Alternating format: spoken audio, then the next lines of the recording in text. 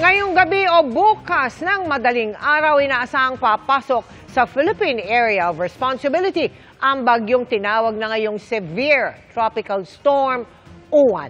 Narito ang update tungkol dyan mula kay Pag-asa Weather Specialist Benison Estareja. Magandang gabi sa iyo, Benison.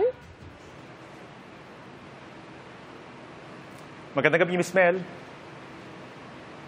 Benison, sa mga satellite image, kitang-kita yun, talagang malaki, no? Yung paparating na bagyo. Mula saan at hanggang saan yung sakop ng magiging epekto nito? Benison.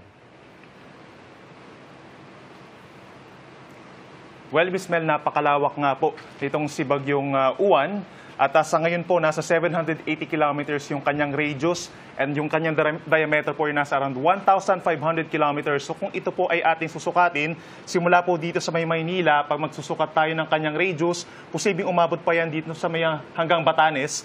And from Maynila, pababa naman po dito sa may hilagang bahagi po ng Zamboanga Peninsula. So ibig sabihin, pag may narinig na po tayo na 800 kilometers na distansya mula dun sa sentro ng bagyo, yung ating mga susunod po ng mga bulletins, ibig sabihin malapit na kayo dun sa edge. At kapag nakapaloob na kayo with around 700 kilometers distance po dun sa kanyang sentro. Benison, ulit ko lang sa maglit, ha? Yung nabanggit mo yung Manila, no? Kasama ang Metro Manila. Pati ba ilang bahagi ng Kabikulan, Benison? Kasama? Yes po, yun po ay example lamang po, no? Pero yung sa Kabikulan, for example, nakikita po kasi natin na bukas, mararamdaman na dito sa may Kabikulan, sa may Eastern Visayas, sa may Caraga region, yung trough o yung outer portion itong si Bagyong Uwan. So, balit pagsapit po ng linggo pa lamang ng madaling araw, meron na tayong direktang epektong mararamdaman dito po sa malaking bahagi ng Luzon, lalo na dito sa may eastern sides, Cagayan Valley, pagsapit ng linggo, Aurora, Quezon Province, Bicol Region, Eastern Visayas, Caraga Region, yung mga pabugso-bugsong hangin plus yung mga pag-ulan. At kung susukatin nga natin, yung around 700 to 750 kilometers po na radius, actually posibleng umabot pa dito sa may parting Metro Manila at yung mga nearby areas pa sa may Central Luzon, Calabarzon, Mimaropa at natitirang bahagi ng Visayas. Napakalaki talaga, no? Pero ngayon, severe tropical storm pa yan. Pero inaasahan nga, no, na lalo pa itong lalakas.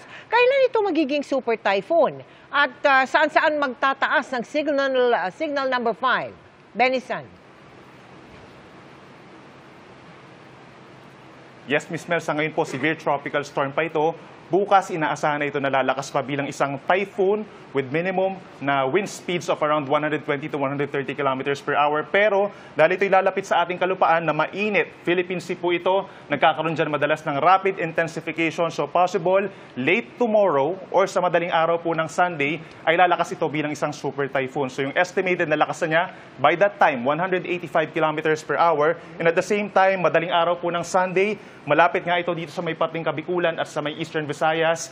At yung ating mga wind signal number 5, ito yung pinakang mataas po na possible na wind signal na itaas natin. Dito po sa mga posibleng tamaan niya, yung possible landfall areas pagsapit ng Sunday evening, dito sa may Aurora, ganyan din sa ilang bahagi pa ng Isabela, Ifugao, Mountain Province. Ito po ay base dun sa ating latest track, Benguet, Nueva Vizcaya, Quirino, hanggang dito po sa may La Union and Ilocos Sur. Pero hindi rin po natin dapat i-rule out or disregard yung mga areas na magkakaroon dito po ng signal number 4 dahil makakaranas din po sila ng malalakas na hangin. So ilan sa mga areas na yan, yung ilang bahagi pa po ng Northern Samar, Bicol Region, at dito rin po sa may northern tip ng Quezon at natitirang bahagi ng Northern Luzon. Teka, pag-usapan naman natin yung ulan, ha? Gano'ng karami ang inaasahang ibabagsak ng bagyong Uwan? Pwede ba yung ikumpara sa dami ng ulan na ibinuhos? Halimbawa, ng bagyong Tino o ng ibang nagdaang bagyo na maraming dinalang ulan?